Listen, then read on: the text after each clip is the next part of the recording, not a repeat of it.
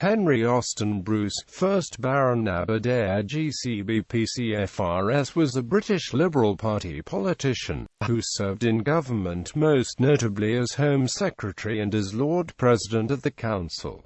Background and education. Henry Bruce was born at Dufferin, Aberdare, Glamorganshire, the son of John Bruce, a Glamorganshire landowner, and his first wife Sarah, daughter of Reverend Hugh Williams Austin. John Bruce's original family name was Knight, but on coming of age in 1805 he assumed the name of Bruce. His mother, through whom he inherited the Dufferin estate, was the daughter of William Bruce, High Sheriff of Glamorganshire. Henry was educated from the age of 12 at the Bishop Gore School, Swansea. In 1837 he was called to the bar from Lincoln's Inn. Shortly after he had begun to practice, the discovery of coal beneath the Dufferin and other Aberdare Valley estates brought his family great wealth. From 1847 to 1854 Bruce was stipendiary magistrate for Merthyr Tydfil and Aberdare, resigning the position in the latter year, after entering Parliament as Liberal member for Merthyr Tydfil. Industrialist and politician, 1852 to 1868.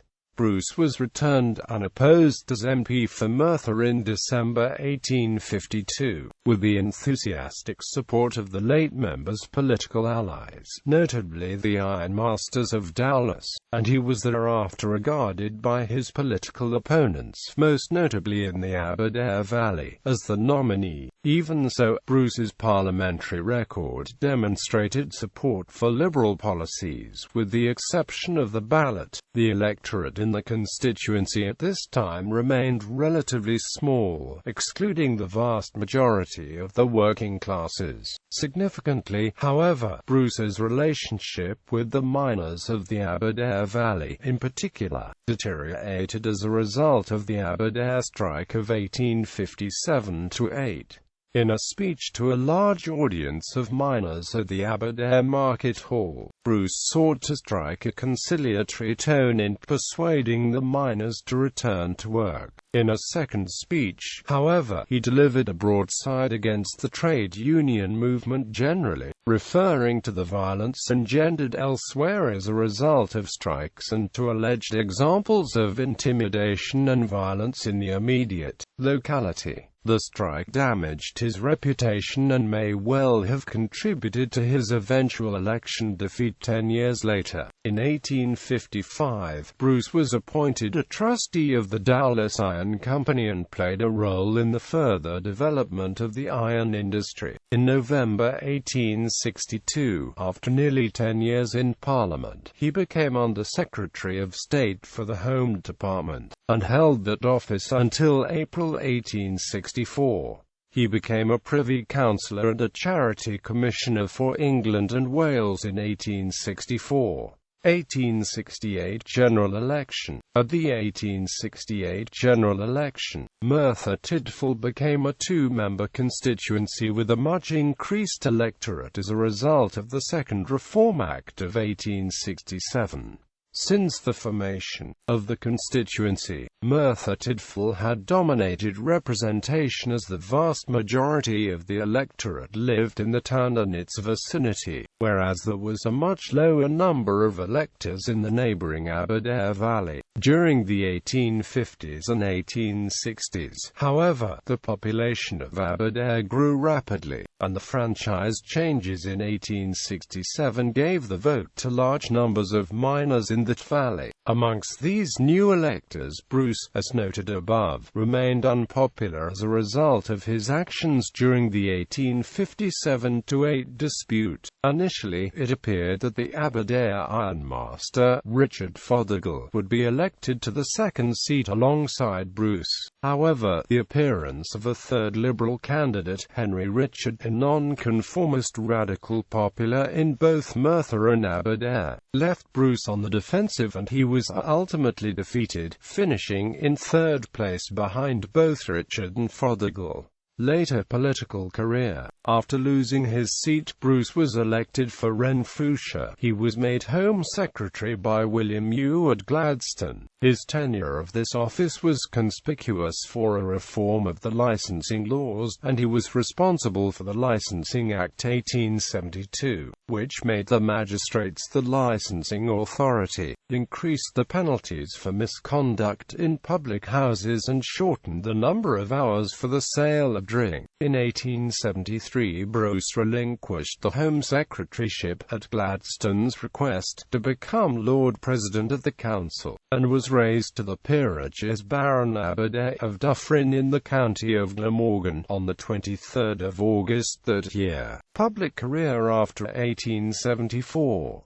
The defeat of the Liberal government in the following year terminated Lord Aberdare's official political life, and he subsequently devoted himself to social, educational and economic questions. Education became one of Lord Aberdare's main interests in later life. His interest had been shown by the speech on Welsh education which he had made on 5 May 1862.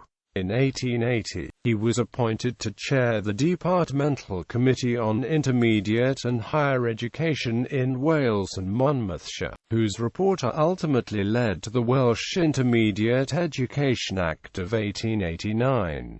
The report also stimulated the campaign for the provision of university education in Wales. In 1883, Lord Aberdare was elected the first president of the University College of South Wales and Monmouthshire. In his inaugural address he declared that the framework of Welsh education would not be complete until there was a University of Wales. The university was eventually founded in 1893 and Aberdare became its first chancellor. In 1876 he was elected a Fellow of the Royal Society. From 1878 to 1891 he was President of the Royal Historical Society, and in 1881 he became President of both the Royal Geographical Society and the Girls' Day School Trust. In 1888 he headed the commission that established the official table of drops, listing how far a person of a particular weight should be dropped when hanged for a capital offence,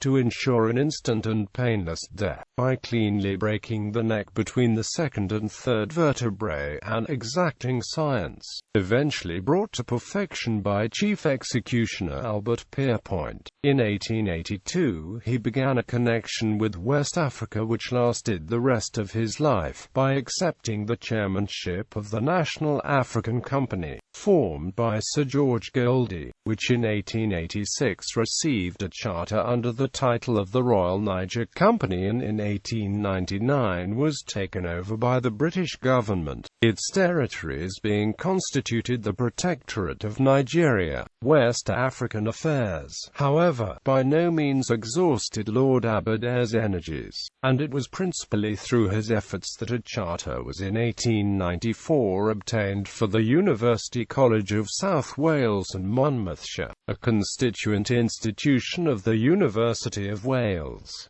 This is now Cardiff University. Lord Aberdare, who in 1885 was made a Knight Grand Cross of the Order of the Bath, presided over several royal commissions at different times. Family. Henry Bruce married firstly Annabella, daughter of Richard Beadon, in 1846.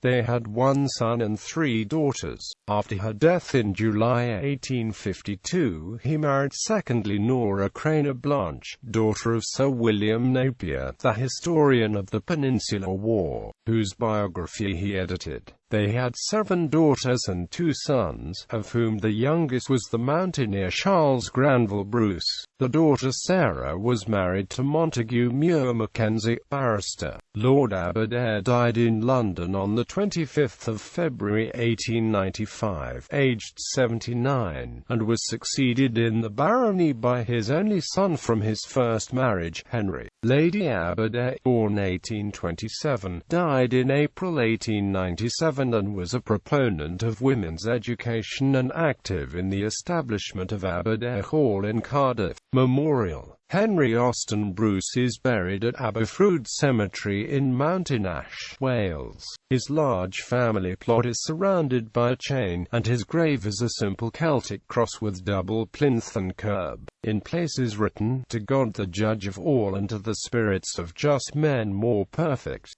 Bibliography. Cooper, Thompson. Aberdare, Henry Austin Bruce.